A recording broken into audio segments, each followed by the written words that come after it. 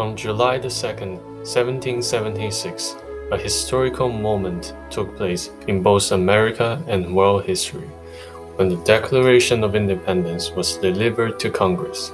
In this significant document that founded the United States, the unalienable rights of life, liberty, and the pursuit of happiness were announced to Americans and the world. Since the announcement of the Declaration, American independence, and the growth of America as a nation, it has encountered many problems towards realizing its founding values of freedom and equality. Social inequalities fundamentally arise from the unequal distribution of power and wealth. For thousands of years in human history, power laid in the hands of landed gentry and the aristocrats, who inherited their privileges and wealth from their ancestors. In the late 1800s, the Industrial Revolution accelerated into full strength after a century of preparation. It fundamentally shifted the United States from an agricultural country into a growing industrial nation full of crowded cities and factories. Along with the rise of industrial technologies and streamlined factory productions are a group of new riches who rose up from the poor. For the first time in American history, these new entrepreneurs' stories of rags to riches were celebrated in place of Jeffersonian ideal of independent farmers as the representation of abundant opportunities and class mobility in America. Roughly a century later, in the late 1980s, the fervor for industrialization was overshadowed by the dawn of a new information age when the internet was invented. Startups like Google in the Silicon Valley initially had only a couple of employees and owned little more than a bunch of computers and servers, compared to the hundreds of large factories and tens of thousands of workers and employees hired by traditional production companies. Yet these software companies rapidly expand to provide hundreds of services and attracted millions of users. Within merely 3 decades, every aspect of our life is surrounded by digital services. The reason for this astonishing fast developments lies in the field of this new age, information. Unlike the limited oil, manual laborers, factory facilities, information is magically inexhaustible and everlasting. Digital files and data can be copied and transferred in nearly no time and cost. Businesses can now develop a single software and can be used by millions without the cost of duplicated production. Theoretically, everyone can have free access to all the information and software services on the internet, but the truth is far from that. Practices and laws governing the exchange of physical objects accumulated from thousands of years of agricultural society persisted firmly and used the rules of physical world to severely restrict the distribution of information on the virtual internet. However, before talking about these regulations' influence on our digital world today, let's go back to the year 1764, when the Industrial Revolution is taking shape in Europe and the USA.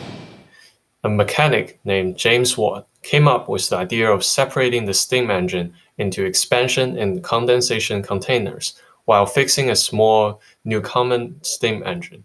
He worked hard for the next few months and finally developed a new model of steam engine. Watt spent the next 6 months in London trying to apply a patent for his invention. Because not much production happened until 1775, Watt extended his patent another 5 years with the help of a rich industrialist, Matthew Boulton. One might wonder why the production of much-needed steam engine, which powered almost all major factories, stalled after Watt applied for his patent. Traditional view on patent and intellectual properties hold that they create a secure period of time for innovators to market their new inventions without the unfair exploitation from other copycats and earn the profit they deserve. For the society as a whole, patents are designed to incentivize innovations and speed up development. In Mr. Watt's case, the impact of his patent was just the opposite. Instead of continuing in improving his engine, Watt delegated production to other manufacturers while extracting monopolistic royalties through licensing. In addition, Watt and his rich investors used every means possible to throttle innovations from other engineers by bombarding them with legal suits using Watt's patent. Many important innovations that later steam engines were based on never come to light until Watt's patent expired. In fact, the patent not only stamped out competitors, but also stopped Watt from developing his invention. Another engineer called James Pickard created a groundbreaking solution to the Newcomen engine's instability issue and patented his discovery. Therefore, Watt could not use Pickard's crucial solution, but had to instead reinvent another much less efficient way. One might question whether Mr. Watt was a true innovator who started the Industrial Revolution, or was he just a lucky opportunist who stumbled upon a brilliant idea and tried every means to monetize it through patent monopoly? The latter may be a good commentary on Watt's activities during the time of his patent. However, we knew now that he was actually a true innovator, because after his patent expired and competition intensified, Watt's business actually grew with increased orders. The reason behind this unexpected turn of direction was because Watt put his focus back to improving the quality of his product instead of collecting loyalties and fighting legal battles. Watt's story tells so much about the impact of intellectual properties, and is even more relevant today because millions of innovations and ideas are created and shared through the internet every second. Instead of steam engines during the Industrial Revolution, software formed the foundation of today's digital revolution. Then the question becomes, how does patent impact the software industry? Let's hear from Senior Vice President Jerry Baker of the third largest software company, Oracle Corporation. Our engineers and patent counsel have advised me that it may be virtually impossible to develop a complicated software product today without infringing numerous broad existing patents. As a defensive strategy, Oracle has expended substantial money and effort to protect itself by selectively applying for patents, which will present the best opportunities for cross-licensing between Oracle and other companies who may allege patent infringement. The complex system of patents Jerry mentioned was called the patent thickets. Because of the unprecedented size and scale of the software industry and the lightning speed of information transfer, millions of patents have been filed to create a tangled web of patent strongholds, which prevents all opponents from using the patented technology. As of 2008, Microsoft added at least 1,000 patents a month, in addition to 20,000 they had already owned. Intel had 10,000 patents, and the director of IBM's intellectual property strategy said that even though we have 3,000 patents awarded annually in America, if we had to, I could make that number 10,000. The sheer number of patents are highly costly, as big corporations like Microsoft stockpiled hundreds of patent lawyers to apply for new patents and solve patent infringements and disputes. Do you see how this is a scaled-up version of James Watt's legal battles 200 years ago? Patents also prevented numerous small businesses from entering the market because they can't innovate without infringing on the giant monopolies' patents. This monopolistic technology market, maintained by patents, decreases innovations, throttles economical and technological development, and ultimately worsens customer experience while forcing them to pay higher prices. This is directly contradictory to the American values of innovation, equality, and opportunities expressed in the Declaration.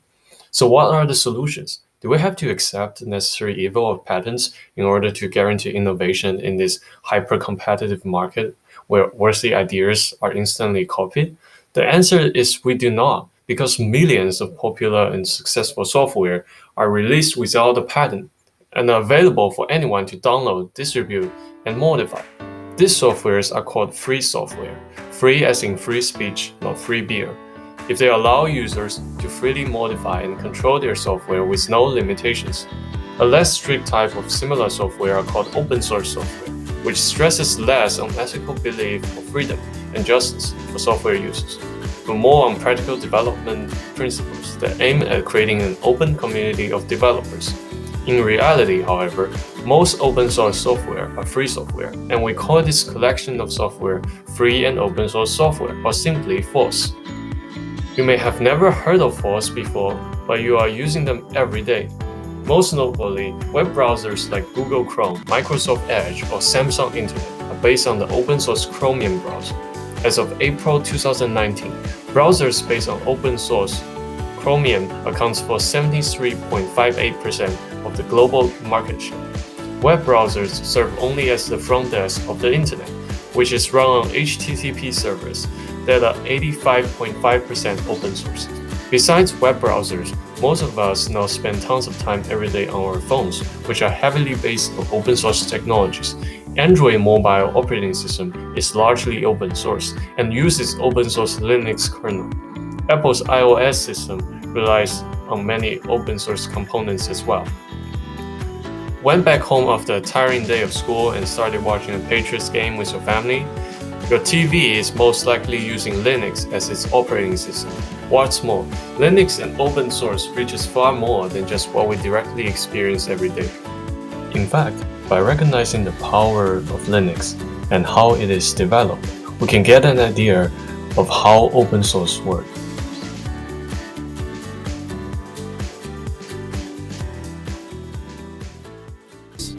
Eight out of 10 financial trades are powered by Linux. 9 out of 10 of the world's supercomputers run Linux. Google, Twitter, Facebook, and Amazon are all powered by Linux. So, how is Linux developed to achieve all of this? Unlike other operating systems, like Windows or iOS, Linux is built collaboratively across companies, geographies, and markets, resulting in the largest collaborative development project in the history of computing. Just since 2005, about 8,000 developers from almost 800 companies have contributed to the Linux kernel.